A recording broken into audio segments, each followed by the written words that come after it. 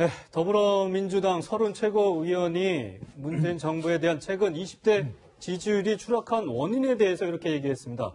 20대 청년들이 전 정부, 그러니까 이명박, 박근혜 대통령 시절 받은 교육을 문제 삼았는데 네. 후폭풍이 말 그대로 거셉니다. 이현정 위원님, 네.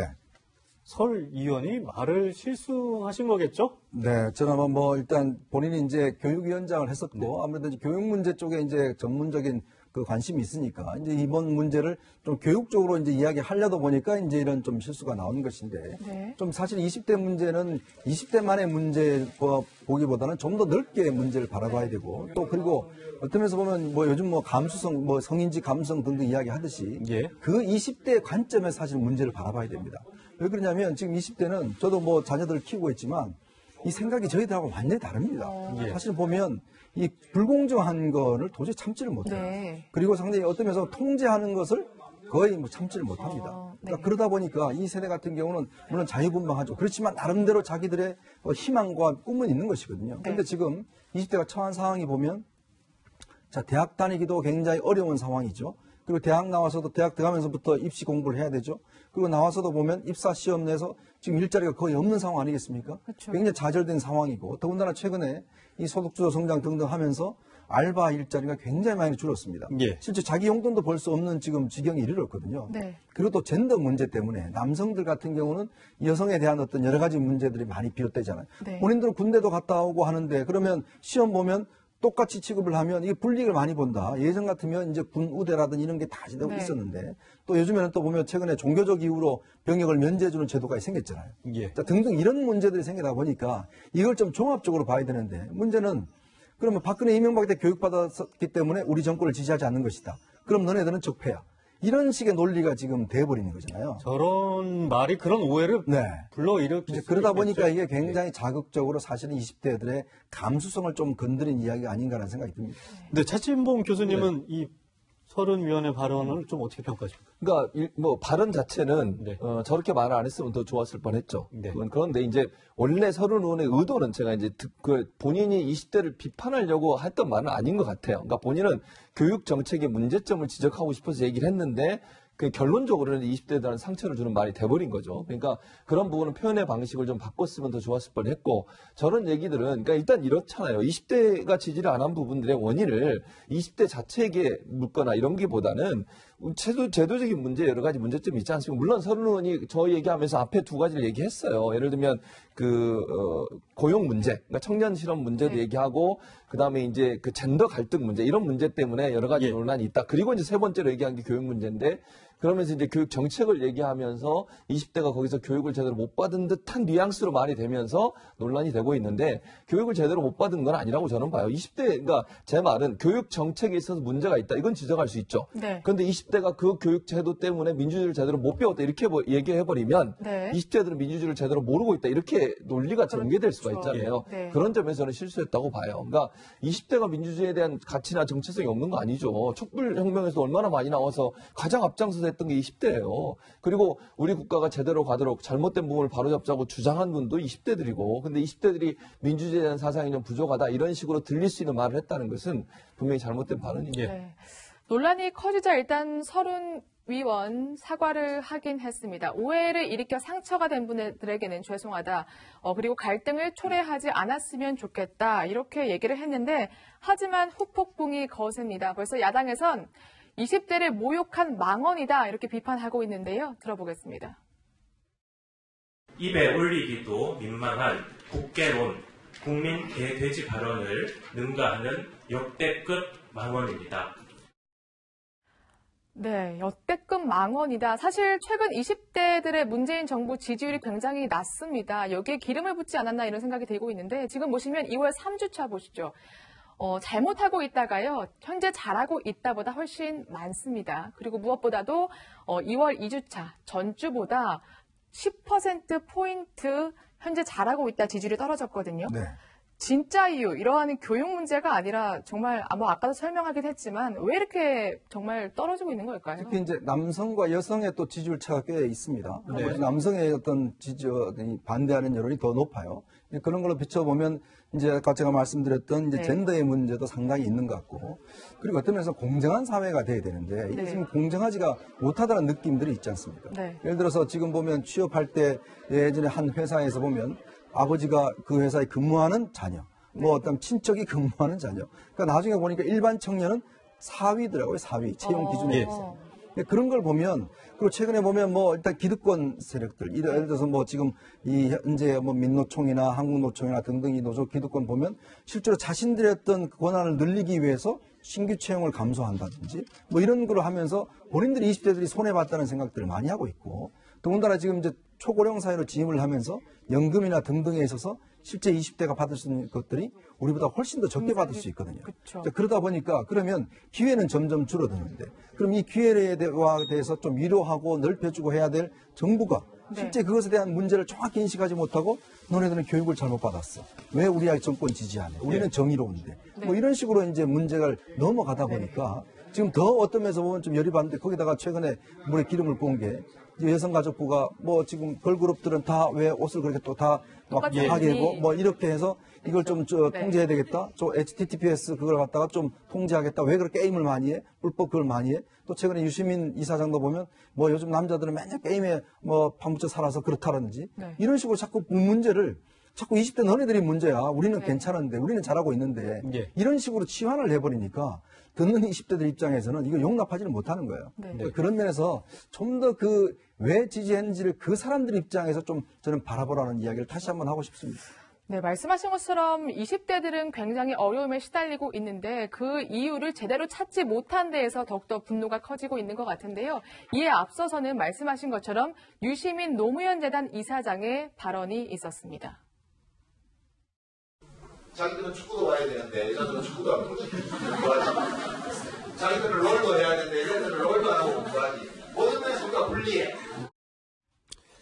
사실 유 이사장이 이제 여성 내각 할당제, 재채복무제도 이제 문재인 정부 정책에 대해서 20대 남성이 역차별을 느낀다면서 이렇게 얘기를 했어요. 뭐 제가 보기엔 좀 공감을 하면서 이런 것들의 문제점을 또 지적한 거 아닌가라고 들면서도 20대 남성이 너무 이렇게 어리광을 피운다 이런 식으로도 좀 저는 느껴지거든요. 그러니까 이제 20대 남성들이 해야 될 뭐 축구도 봐야 되고 게임도 해야 되고 이런 얘기를 하면서 여자들은 뒤칠 수밖에 없다 이런 투로 얘기를 해버리면 그 20대 남성들은 듣는 사람의 기분이 별로 좋지 않지 않겠어요?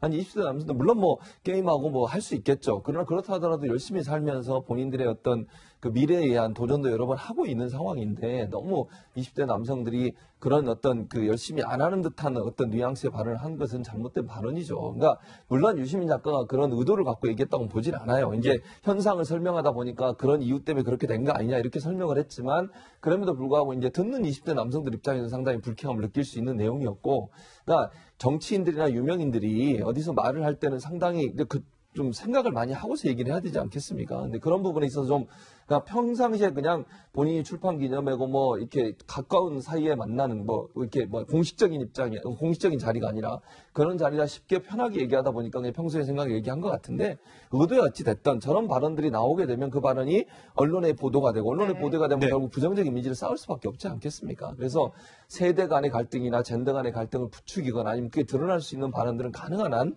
안 하는 게 좋겠다 이런 생각이 듭니다.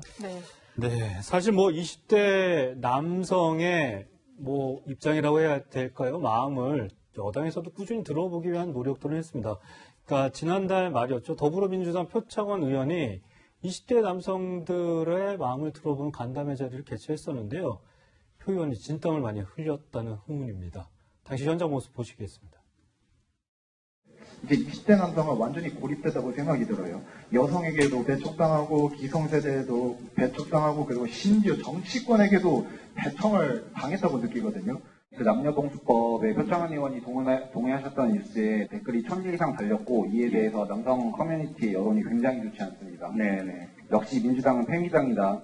밑바닥 계층이나 다를 바 없는 자영업자 계층과 20대 청년 알바 계층 사이에서 사실상 제로섬 게임을 유발한 바가 없지 않는가 충분한 예측을 못한 실패도 있었던 것 같습니다. 경제 전문가는 아니더라도 저보다 충분히 많이 배우셨을 거고 그 정도의 대답밖에 못하신다는 건 상당히 실망스럽고요. 네, 20대 남성들이 게임만 하는 것 같지는 않는데 저렇게 말을 하는 거 보니까. 네. 교 의원이 이 당황한 표정이 역력한데 이 의원님. 네. 사실 집권 여당 입장에서는 저런 20대 남성들의 이 처절함, 뭐라고 해야 될까? 분노라고 해야 될까? 네. 표출되는 부분이 굉장히 부담이 될 것 같아요. 근데 저는 얼핏 보기에 지금 문재인 정부에서도 얼마 전에 군대에서 휴대전화 사용도 좀 허용을 했고 네. 또 평일 외출도 가능하게 해줬단 말이죠. 그렇죠. 예. 근데 그런 것들을 어떤 면에서 보면 이제 좀 일상생활의 문제고 사실은 가장 근본적인 문제는 결국 이제 일자리를 어떻게 네. 많이 만들어 주느냐에 대한 문제거든요. 근데 네. 얼마 전에 사퇴했던 김현철 경제보좌관이 그런 이야기 했지 않습니까? 예. 헬조선 이야기 하지 말고 동남아 가라. 네. 얼마나 일자리 많으냐. 이런 네, 이야기를 그렇죠. 했단 말이에요. 그러니까 네. 그 인식이 단적으로 이제 보여주는 것이죠. 왜 자꾸 여기서 문제 일으키느냐. 뭐 외국 나면 일자리 많다라고 이야기하지만 그게 얼마나 현실을 모르는 이야기입니까? 지금 조금 전에 아까 표창원 의원이 주재한 회에서 그런 이야기 하지 않습니까? 당신들 경제 잘 안다면서 왜 자꾸 알바 자리 없애고 예. 하느냐 이 문제거든요. 왜냐하면 사실 20대들 같은 경우에 학비를 본인들이 벌어야 되고 용돈을 써야 됩니다. 그러면 아르바이트를 해야 되거든요. 근데 이런 걸 고용할 수 있는 지금 자리가 점점 줄어들지 않습니까? 네. 그리고 또 본인도 사회 나가면 그동안 대출받았던 등록금도 갚아야 되고. 네. 그런데 지금 이게 취업이 쉽지가 않아요. 점점 일자리는 줄어들고 있고 그러면 기존에 있던 사람들에 대한 일자리를 보장을 해주는 반면에 실제 신규 사용 채용은 다시 줄어든단 말이에요. 최근에 현대자동차가 이제 공채를 없앴습니다. 네. 그리고 수시로 이제 채용한다고 바뀌어버렸어요. 그러면 앞으로 이제 모든 회사들이 그런 식으로 정책을 바꿔갈 거 아니겠습니까? 왜냐하면 기존에 있는 그 노조의 어떤 기득권을 인정을 해줘야 되니까. 그런 측면에서 본다면 저는 그래서 정부가 이 단순한 문제예요. 사실 어떤 면에 경제정책을 좀 더 활성화시켜서 예. 실제 일자리를 만들면 됩니다. 먹고 살 수 있게끔 그렇죠. 해줘야 된다. 근데 그 정책을 하지 않고 자꾸 지금 뭐 그동안 이 정책 자체를 보면 이게 이런 이야기들을 듣는 척은 하면서 뼈 아프다라고는 이야기는 하면서 바꾸지는 않아요. 네. 근데 그러다 보니까 사실은 20대 분노가 더 커지는 것이 아닌가라는 생각이 듭니다. 네. 예. 사실 문재인 대통령도 대학 졸업식을 방문해서 축사를 하기도 했었는데 이러한 행보뿐만이 아니라 정말 20대를 위하는 경제 정책, 많은 정책이 나와야겠다는 생각이 듭니다. 잠시 자유한국당 얘기해 보겠습니다. 다음 주 새 당대표가 선출되죠. 그런데 지금 전당대회 생각만큼 흥행을 못하고 있고요. 다른 박근혜 전 대통령에 대한 이야기가 더 많이 나오는 것 같습니다. 직접 확인해 보시겠습니다. 조작됐을 가능성이 있다는 것에 좀 무게중심을 두고 계시는 겁니까? 제 개인적으로는 그렇게 보고 있습니다. 반성 없이 탄핵 부정하고 우리를 따르라고 하면 국민은 또다시 분노하고 우리를 심판할 겁니다, 여러분! 네, 심지어 황교안 당대표 후보로부터 태블릿 PC 조작 가능성에 대한 얘기까지 나왔는데 이런 가운데 사실 저는 흥미로운 하나 여론조사가 있더라고요. 지금 한국당 지지 세력들 사이에서는 황교안 후보가 압도적으로 1위고 반대로 전체 지지자들 사이에서는 오세훈 후보가 앞서더라고요.